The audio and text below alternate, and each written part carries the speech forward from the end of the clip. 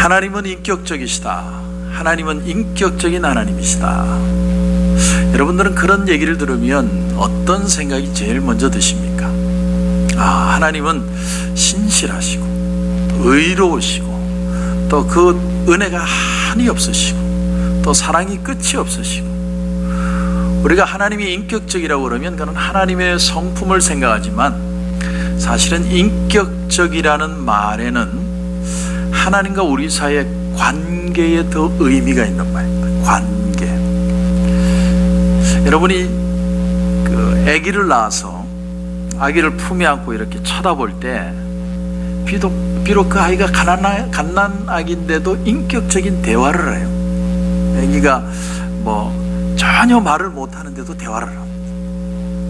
강아지도 안아주죠. 강아지도 안아주지만 강아지는 내가 싫으면 치우는데 아기는 그렇게 하잖아요. 아기는 안아주다가 울면은 또 달래고 눕히고 먹이고, 새벽이라도 울면 뛰어가가지고 또 아기를 또 달래주고, 춥지 않을까, 또 기저귀를 또 갈아줘야 되지 않을까.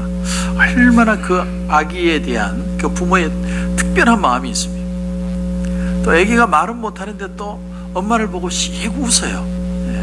뭘 아는 것처럼 씩 웃습니다. 그럼 거기서 이제 부모와 아이가 하는 인격적인 교제가 일어나는, 부모님이 공부를 많이 하고 박사 학위를 받아도요, 아기를 탁 안고 하는 첫 대화가 뭐냐면 이런 대화예요. 맘마. 부모가 아무리 공부를 많이 해도 찌찌. 그래. 애기하고 나누는 대화가 얼마나 이게 원시인처럼 대하는지 모릅니다. 애기 손을 잡고 너와 내가 오늘 아침에 마당을 썰고, 내일은 국가적으로 또 이 사회의 발전을 위해서 우리가 창조적인 얘기를 해보자. 그런 부모 아무도 없고요. 오늘 찌찌 맘마. 그런데 그 속에서 어떤 인격적인 교통이 일어나요. 아이하고 얘기를 하는 거예요. 싫다, 배고프다, 또 울면은 달래고. 그래서 아기가 제일 먼저 배우는 의사 표현이 뭐냐면 이런 단어예요. 시더. 발음이 안 돼가지고 시더. 싫다는 거예요. 자녀가 인격체라는 걸 표현을 해요. 나도 인격이 있고, 나도 내 표현을 할 줄 알고, 나에게도 자유를 달라. 그래서 아이들이 제일 먼저 배우는 게 시더. 개를 만약에 보다듬고 있는데 개가 만약에 말을 할 수 있다고 생각을 하고 시더 그러면 갖다 버립니다. 그러나 애기는 그럴 수가 없어요.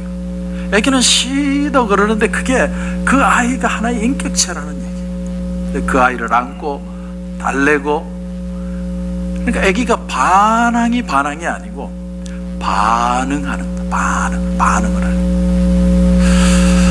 오늘 말씀에 돌아보면 사도행전을 보면요, 사도 바울이 정말 원해서 선교를 하는 지역이 있고요, 본인은 정말 생각지도 않았는데 선교를 해야 되는 시간이 있었습니다. 오늘 본문은 사도 바울이 원하던 지역이 아닙니다. 사도 바울은 오로지 가고 싶은 데가 어디냐면 에베소. 지도를 보며 얘기하면 좋겠는데 지도가 없어서 죄송합니다. 소아시아의 에베소라는 곳에 가서 거기서 복음을 전해. 왜냐하면 굉장히 번화한 도시이기 때문에 많은 사람들에게 복음을 전하면 빨리 예수를 믿는 역사가 일어나겠다. 그래서 에베소를 변화시키고 그 다음에는 로마로 가고 마지막에는 서바나로 가려고 했습니다. 서바나는 스페인이죠. 왜 스페인이 끝이라고 생각했냐면, 여러분, 지구가 둥글다라고 주장한 사람이 누굽니까? 지구가 둥글다. 대답이 없는 거는 너무 유치한 질문이라서 대답을 안 하실 수도 있겠지만, 갈릴레오가 지구가 둥글다고 얘기를 했는데 그 전에는요, 사람들은 이 지구가 평평하다고 생각했어요. 그러니까 사도 바울은 이 세상의 끝이 스페인이라고 생각했어요. 그러니까 지구의 끝이 스페인이고 그 지구를 중심으로 온 세상이 축이 돌고 있다, 이 전 우주가 돌고 있다고 생각해요. 바울도 마찬가지. 그래서 내가 끝까지, 땅 끝까지 스페인에 가서 복음을 전하면 주님의 나라가 올 것이다, 그 기대를 가지고 복음을 전한 거예요. 근데 하나님이 그걸 어디로 몰고 가시냐면 1차 선교 여행을 끝내고 이제 에베소로 가려고 하는데 성령이 바울을 자꾸 딴 쪽으로 몰아. 딴 쪽으로. 그 지도에 보면 소아시아의 제일 끝자락의 항구에 드로아라는 항구로까지 몰아가요. 드로아는 영어로 트로이입니다. 트로이. 여러분 우리 트로이의 목마라는 거 아시죠? 트로이 목마. 그 지역입니다. 트로이까지 몰고 갔는데 에베소는 못 가게 하시고 트로이까지 갔는데 아무런 하나님이 사인을 주시지 않았어요. 그런데 환상 가운데 마게도냐 사람이 건너와서 우리를 도와달라. 그래서 사도 바울이 마게도냐가 어떤 지역인지도 모르고 건너갑니다. 여러분 마게도냐는 그 당시 유럽이죠. 지금의 유럽이야 영국, 프랑스, 독일 이런 데를 유럽이라고 그러지만 그때만 해도 이 알렉산더가 탄생하고 세계를 주름잡던 마게도냐가 유럽이에요. 그 유럽으로 건너갔습니다. 근데 이 바울이 하나님의 말씀을 전하는데 놀라운 사실은 뭐냐면 바울이 원하는 선교지가 아니었다는. 여러분 이게 참 중요합니다. 내가 신앙생활을 하는데 여러분 하나님의 말씀도 읽고 하나님의 말씀도 듣고 또 기도도 하고 근데 그 속에 내가 이루고 싶은 게 같이 있습니다.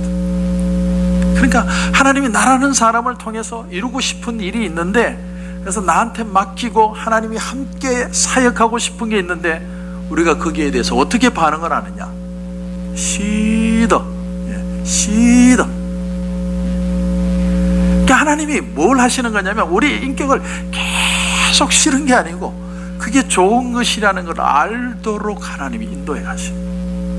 하나님의 계획과 하나님의 요구하심이 내가 생각하는 것보다 더 좋다는 것을 스스로 받아들이게 하시는 그것이 바로 인격적인 하나님이라는 거예요. 그게 오늘 본문을 통해서 우리에게 주는 도전입니다. 여러분 바울은요 비록 내가 하나님의 부르심을 받고 주의 사역을 감당을 하는데 자기가 복음을 전하고 싶은 것이 어디였느냐면 유대인입니다. 유대인. 내 민족을 구원하고 말리라. 내가 내 민족을 정말 예수 믿는 민족을 만들고야 말리라. 근데 하나님은 누구를 통하여 바울을 그릇으로 부르셨느냐면 이방인들 향하여, 이방인을 향하여 내가 택한 나의 그릇이다. 바울을 그렇게 표현했는데 바울은 가는 곳마다 어디를 가냐면 회당만 찾아갑니다. 회당은 어떤 곳이냐면 바로 유대인들이 모여서 유대인들끼리 말씀을 나누고 유대인끼리 서로 대화하는 그쪽으로 자꾸. 그래서 성령은 자꾸 사도 바울이 원하지 않는 곳으로 몰고 가는데 사도 바울은 회당만 찾아가서 유대인만 전도하려고 합니다. 또 하나는 어쨌든 성령이 몰아서 마게도냐로 유럽으로 들어갔으면 가는 곳마다 할렐루야가 일어나야 되지 않겠습니까? 하나님의 역사, 기적이 일어나고 막 사람들이 주님 앞으로 돌아오고 막 초대교회 같은 그런 역사가 일어나야 되는데 빌립보라는 곳에 가서 복음을 전했는데 귀신 들려서 점치는 여자의 그 귀신을 빼냈더니 주인이 공에 고소를 해가지고 큰 두들겨 맞고 감옥에 갇혀 있다가 도망가다시피 데살로니가로 갑니다. 데살로니가 가서 또 복음을 전하는데 유대인들이 선동을 해가지고 그 동네에 불량배들이 막 달려들어가지고 쫓겨나다시피 또 갑니다. 아테네로 가요. 아테네에 가서 하나님을 변증하는데 믿는 사람 몇 명 안 생기고 기가 죽어서 도착한 곳이 고린도라는 곳입니다. 여러분 인간의 성과 면에서 본다면 어떻게 보면 사도 바울의 사역은 실패함. 우리는 이 속에서요 하나님의 더 깊은 어떤 뜻을 볼 줄 알아요. 하나님의 더 깊은 뜻. 하나님이 무언가를 이루실 때 우리 한 사람 한 사람을 만지시는 하나님의 특별한 터치가 있다라는 사실. 여러분 바울이 바울 되기 위해서는 하나님이 만져야 될 하나님의 터치가 필요합니다. 여러분 바울은 어떤 사람이냐면 열심히 특심한 사람. 바울은요 뭔가 일을 맡기면 하여튼 끝내주게 일을 하는 사람. 그래서 율법의 열심 때문에 예수 믿는 사람들을 전부 옥에 가두고 그 사람들 잡으러 다메섹까지 가다가 주님을 만나게 된 거죠. 근데 바울이 일평생 선교하면서 깨달은 사실 하나가 뭐냐면 복음은 내 방식으로 전해지는 게 아니더라. 세상이 나를 볼 때 야, 저 사람은 정말 열심이다, 저 사람은 하는 걸 보면 성공할 수밖에 없어, 야, 정말 대단하다, 그런 소리를 들은 게 아니고 오히려 오해를 당하고 고난을 당하고 어려움을 당하고 그러는 가운데 하나님의 성실하심과 은혜와 자비와 사랑에 힘입어서 그것을 믿고 하나님의 뜻과 내 생각이 딱 일치되는 그 부르심에 예스 할 때에야 이루시는 하나님의 역사, 그걸 인격적인 하나님이라고 해요. 제가 왜 이렇게 얘기를 장황하게 하느냐면 우리 신앙생활에 한번 적용을 해보면요, 어느 날 왜 크리스찬들이 신앙생활을 포기하느냐, 가장 큰 이유가 뭔 줄 아십니까? 내가 성경 말씀대로 겸손도 해보고 사랑도 하고 봉사도 하고 헌신도 하고, 근데 그렇게 하는 게 내 좋아라고 하는 게 아니고 하나님의 말씀이니까, 하나님이 그렇게 살라고 하니까 내가 그렇게 살려고 실천을 했는데 세상에서 돌아오는 건 욕이고 내게 돌아오는 건 오해고 막 사람들이 비아냥거리고, 그러면 사람이 어떻게 되냐면 아, 나 싫다, 교회 싫다, 인간들이 어떻게 그럴 수가 있느냐, 우리 교회 실망해서 떠나요. 우리가 자식을 가르칠 때도 그렇지 않습니까? 너는 공부할 때는 공부만 해야 돼, 열심히 공부 잘해서 일단 좋은 대학 들어가고 그때 해도 늦지 않아. 근데 그런 자녀가요, 대학을 들어가서 교회를 안 다니고 떠나버립니다. 또 내가 성공하는 것만이 진짜다라고 생각하는 사람들은요, 내가 누군가를 위해 봉사를 하는데 나를 오해하고 곡해하고 비난하면 그만 우리 신앙이 다 흔들려버려. 여러분, 세상은 우리가 하는 일에 대해서 공갈, 협박, 유혹, 시험 여러 가지로 우리를 방해합니다. 근데 성경은 뭐라고 얘기합니까? 음부의 권세가 교회를 이기지 못하리라. 왜? 하나님은 인격적인 하나님이십니다. 하나님의 은사와 부르시면 후회함이 없으시니라. 결국은 하나님의 뜻에 부합되도록 하나님이 인도해 가셔서 하나님의 뜻을 잡을 때 하나님이 역사해 주시는, 그게 바로 신앙생활이에요. 여러분, 오늘 말씀에 5절 6절 한번 보십시오. 5절 6절. 실라와 디모데가 마게도냐로부터 내려오매 바울이 하나님의 말씀에 붙잡혀 유대인들에게 예수는 그리스도라 밝히 증언하니 그들이 대적하여 비방하거늘 바울이 옷을 털면서 이르되 너희 피가 너희 머리로 돌아갈 것이요 나는 깨끗하니라. 이후에는 이방인에게로 가리라. 이게 별로 좋은 얘기가 아닙니다. 자꾸 유대인들이 바울을 자꾸 악랄하게 힘들게 하고 방해를 하니까 너희 피가 너희에게 돌아갈 것이다. 다시 말하면 너희들이 한 짓의 보상을 너희들이 받을 것이다. 그리고 바울이 옷을 떨어버려요. 여러분, 사도 바울의 입장에서 본다면 사도 바울은 자기가 할 일을 다 했습니다. 마음에 엄청난 캐수천이 있는 거예요. 나는 내 민족을 사랑해서 저들이 예수 믿고 잘 되기를 바라서 그렇게 복음을 전하는데 왜 저렇게 방해를 하고 나를 힘들게 하고 어렵게 하고. 그래서 결국은 옷을 떨면서 사도 바울이 뭐라고 그러냐면 나는 이후에는 이방인에게로 가리라. 나는 이제 이방인에게로 간다. 원래가 사도 바울을 하나님이 이방인의 사도로 부르셨습니다. 아나니아를 통해서 얘기해 주게 하셨어요. 그런데 마음속에 고집이 있었어요. 나는 내 민족이 예수 믿었으면 좋겠다. 그 고집을 가지고 하나님 앞에 애기처럼 시더 나는 내가 하고 싶은 일이 있는 거예요. 그런데 하나님이 계속 끌고 가서 내가 이후에는 이방인에게로 가리라. 하나님이 그 소리를 들을 때까지 하나님이 바울을 끌고 가십니다. 오늘 여러분 7절을 한번 보세요. 7절을 보시면 거기서 옮겨 하나님을 경외하는 디도 유스도라 하는 사람의 집에 들어갔더라 이렇게 말하고 있는데, 디도 유스도라는 이름은 로마식의 이름입니다. 그러니까 로마인이라는 거죠. 그러니까 이방인의 집으로 들어갔어요. 처음으로 회당이 아니라 이방인의 집에 들어가서 복음을 전하는 겁니다. 그런데 여러분 8절을 보세요. 8절을 보시면 또 회당장 그리스도가 온 지방과 더불어 주를 믿으며 놀라운 일이 일어났어요. 유대인의 회당에 들어가서 복음을 전할 때는 유대인들이 그렇게 방해를 하고 박해를 하고 쫓아내는데, 이방인 디도 유스도 집에 들어가서 복음을 전했는데 세상에 회당의 회당장 그뿐만 아니라 그 온 가족이 예수 믿는 역사가 일어나더라. 얼마나 놀라운 일입니까? 바울이 고집 피우고 내가 우리 민족부터 복음을 듣도록 해야 되겠다, 그럴 때는 쫓아다니고 방해하고 힘들게 하고 핍박을 했는데, 이방인에게로 가리라, 디도 유스도 집에 가서 복음만 전했는데 유대인의 회당장이 가족과 함께 주님을 믿는 역사가 일어나는 거예요. 그럼 우리가 뭘 하나 깨달을 수 있어요? 하나님의 뜻은요 놀라운 것입니다. 놀라운. 여러분, 크고 풍성하고 기가 막힌 것이 하나님의 방법이에요.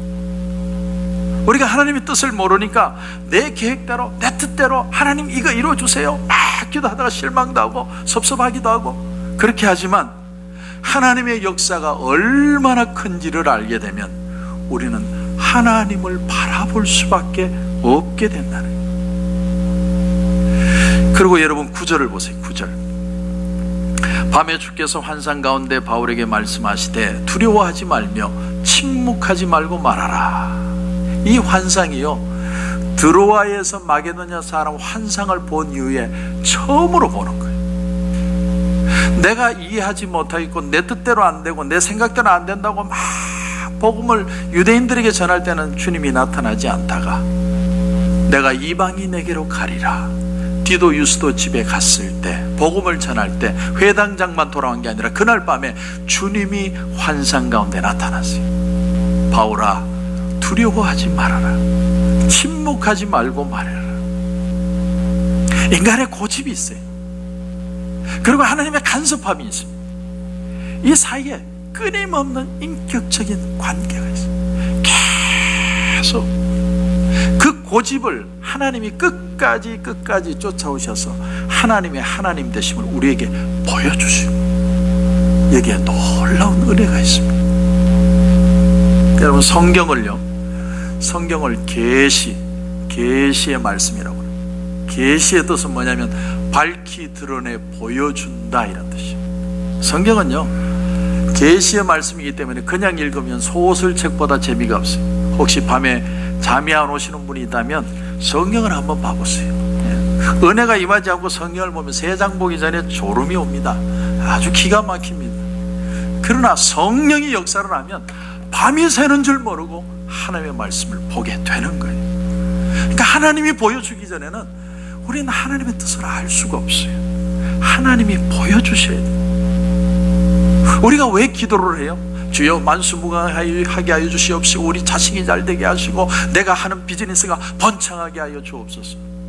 그 기도 이전에 하나님의 뜻을 보여주시옵소서. 그리고 그 하나님의 뜻에 내가 믿음으로 반응하게 하여 주시옵소서.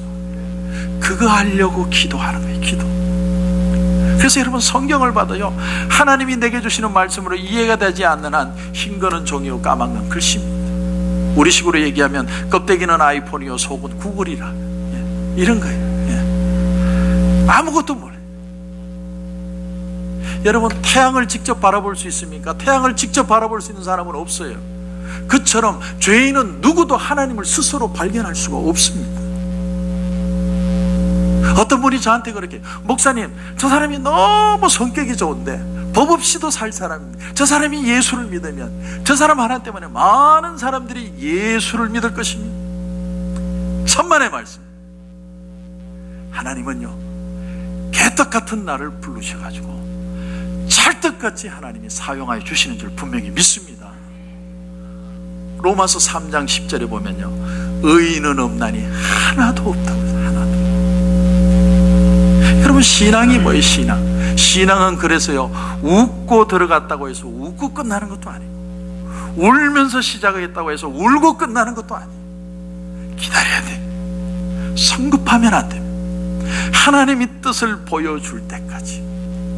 내가 낙심하고 안달하고 불안해하고 염려한다고 해서 하나님의 뜻이 이루어지는 게 아니라 하나님의 뜻이 보여줄 때까지, 하나님과 내가 코드가 맞을 때까지 포기하지 않고, 내 고집과 아집과 내 걱정들이 내려지고 하나님과 코드만 딱 맞으면 주님의 음성이 저와 여러분에게도 들려올 겁니다. 두려워하지 말아라, 침묵하지 말아라. 지난주에 제가 책을 한 권 읽었습니다. 데스티니. 그 밑에 소제목이 하나님의 계획. 데스티니의 뜻이 하나님의 계획이에요. 우린 데스티니, 그러니까 확 안 와닿지만 내가 노래 한 곡 부르면 확 와닿아요. You are my destiny. 그대, 별 그대, 별에서 온 그대. 김수현이 나옵니다. 근데 여러분, 그 데스티니가, 그건 너는 나의 운명이라는 표현이지만 사실은 데스티니라는 단어가 한국말로 좀 번역하기 어려워요. 운명이 될 수도 있고 소명이 될 수도 있고 부르심이 될 수도 있고, 이 책의 저자는 하나님의 계획이라고 표현했어요. 하나님의 계획. 우리 인생에 하나님의 계획이 있더라. 이분은 목사님이에요. 고성준 목사님이라는 분인데, 태어나기를 학자 집안에서 태어났어요. 아버지는 교수고 어머니는 약사예요.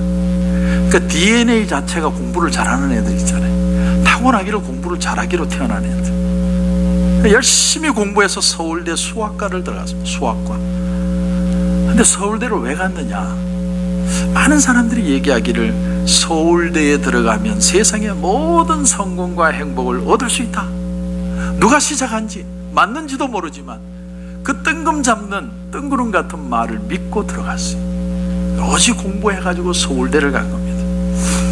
근데 1985년에 들어갔는데, 그 당시에 저도 대학 들어갔을 때 그랬지만 우리는 수업보다 데모하는 시간이 더 많았어요. 교문 앞으로 집합, 맨날 데모하고. 그러니까 이 사람도 실망을 한 거예요. 야, 나는 공부하러 왔는데 왜 이렇게 데모를 할까? 그래서 놀아보자. 1년 동안 아주 열심히 놀았어요. 근데 이분이 놀다 보니까 노는 것도 특징이 있더래요. 어떤 특징이 있느냐? 처음에는 기분이 너무 좋은데 갈수록 약발이 떨어지더라. 노는 것도. 그래서 점점 더 그 강도를 높이지 않으면 즐겁지도 않고 오래가지도 않더라. 그래서 놀다가 이분이 허물을 느끼고, 인생의 허물을 느끼고. 그래, 어릴 때부터 아버지 어머니가 그렇게 기도해온 자식이니까 자기도 모르게 하나님을 찾게 된 거예요. 그러다가 정신을 차리고 미국에 와서 유학을 하고 공부를 하는데, 어느 날 우연히 성경을 펼쳤는데 펼친 성경이 이사야 55장이더라. 55장. 성경의 말씀이 이런 말씀이 나옵니다. 오라, 너희 모든 목마른 자들아 물로 나오라. 돈 없는 자도 오라. 너희는 와서 3억대 돈 없이 값없이 와서 포도주와 젖을 사라. 너희가 어찌하여 양식이 아닌 것을 위하여 은을 달아주며 배부르게 하지 못할 것을 위하여 수고하느냐? 내게 듣고 들을지어다. 그리하면 너희가 좋은 것을 먹을 것이며 너희 자신들이 기름진 것으로 즐거움을 얻으리라. 근데 그 말씀 중에 너는 왜 양식이 아닌 것을 위해서 돈을 달아주고 은을 달아주고 배부르지 않을 것을 위해서 수고하느냐? 그 말씀이 꽉 와닿은 거예요. 그러니까 그때 그 순간에 이분의 표현이 뭐냐면 데스티니, 하나님의 계획을 깨달았다. 하나님의 뜻과 내 생각이 딱 일치하는. 세상인 것을 추구하고 내가 공부하고 박사가 되기 위해서 애쓸 때는 뭔가 되는 것 같은데, 이분의 표현이 그래요. 2%가 부족하더래. 2%가 돈을 엄청나게 벌으면 다 된 것 같은데 2%가 부족하더래. 그래서 이분이 박사학위를 받고 한국에 와서 갑자기 목사가 돼요. 그 주변 사람들이 막 놀래더래요. 왜 그 좋은 스펙을 가지고 목사를 하냐고. 목사 정도 되려면 스펙이 좀 안 좋아야 되는 거야. 왜 그 스펙을 가지고 목사를 하느냐. 돈 잘 벌어서 신앙생활 잘하면 되지. 그 신앙 좋은 부모님들이 제일 먼저 반대한대. 왜 목사하냐, 왜? 하지만 데스티니, 하나님의 부르심과 그 코드가 맞을 때 98%가 아니라 100%가 될 수 있다는 걸 깨달았기 때문에 나는 하나님의 뜻을 따르겠습니다. 이분의 간증인데 놀라운 것은요, 그 데스티니, 하나님의 계획과 내 생각이 딱 맞으니까 놀라운 일이 일어나는데 장벽을 돌파하는 능력이 생기더라. 이분이 목사가 되려고 하는데 결점이 있었대요. 결점 뭐냐면 스펙도 좋고 머리도 좋고 빠질 게 없는데 말을 더듬어요. 말더듬입니다. 거기다가 친구들 앞에서 무슨 연설을 하면 너 설교하냐? 너는 절대로 목사 되면 안 된다. 모든 사람을 잠재운다. 설교 말재주가 없는 사람. 근데 하나님이 목회의 길을 가게 하시는데 이분이 이제 기도를 하는 거예요. 하나님, 나는 목사를 하라니까 하겠는데 하나님, 나는 말을 더듬어요. 또 말 주변이 없어요. 원래가 장로교단 출신이고 미국에 와서는 침례교단 밑에서 또 공부를 했기 때문에 하나님의 음성을 듣는다는 건 뭐 성령이 감당하는 거예요. 일절 거기에 대해서는 거리가 먼 사람인데 기도원에 올라가서 기도를 하는데 하나님이 음성을 들려주시더래요. 음성. 원래는 자기 부인하고 그냥 선교사로 떠나버리려고 그랬대요. 근데 그날 며칠 기도원에서 기도하는데 하나님의 음성이 들려왔는데 너무나도 또렷하게 나는 새로운 세대를 일으키길 원한다. 새로운 세대는 광야에서 죽어 없어진 모세의 세대와는 다르게 요단강을 건너 땅을 정복할 세대다. 너를 향한 나의 계획은 네가 선교지에 가는 것이 아니라 이곳에 남아서 새로운 세대인 다음 세대 청년들을 준비시켜서 선교지로 보내는 것이다. 귀로 듣는 것보다도 더 확실한 소리를 들었대. 그 후로 16년을 목회를 하셨는데, 그래서 제가 유튜브로 들어봤어요. 이분이 정말 어떻게 변했을까. 말도 잘하고요, 얼마나 설교를 잘하시는지. 감사한 거는 그날 이후로 한 번도 말을 더듬은 적이 없고, 지금 청년들을 훈련시켜서 이스라엘과 아랍 지역에 정말로 요단강을 건너는 사역을 하고 있더라고요. 하나님의 데스티니와 딱. 여러분, 찬송가에 보면 그런 가사가 있죠. 이 눈에 아무 증거 아니 배워도 믿음만을 가지고서 늘 걸으며, 이 귀에 아무 소리 아니 들려도 하나님의 약속 위에 서리라. 하나님이 오늘 바울에게 찾아와서 하신 말씀이 두려워하지 말아라, 침묵하지도 말아라, 의기소침하지 말라.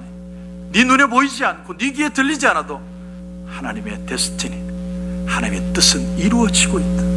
하나님 말씀하세요. 이 성에 내 백성이 많다. 너는 너 혼자 하는 것 같지만 너를 돕기 위한 많은 사람들을 내가 준비하고, 또 너의 전하는 복음을 통해서 많은 사람들이 주님에게 돌아올 수 있도록 내가 준비하고 있노라. 그러므로 너와 나는 인격적인 관계만 가지고 계속 포기하지 말고 가기만 하면 된다. 성도 여러분, 도전합니다. 인간의 눈으로 세상을 보면요, 세상에는 괴로움도 많고 불친절한 사람도 많고 힘든 일이 많은 것처럼 보이지만, 그러나 하나님의 약속의 눈으로 세상을 보면 세상에는 사랑이 있고 하나님의 소망이 있고 미래가 있고 승리의 확신이 있고, 그리고 하나님이 우리와 함께 하시는 하나님의 데스티니, 하나님의 계획하심이 있습니다. 그 코드가 맞아서 정말 하나님의 귀한 은혜로 100%의 즐거움과 은혜를 경험하시는 저와 여러분이 되시기를 주님의 이름으로 축원합니다.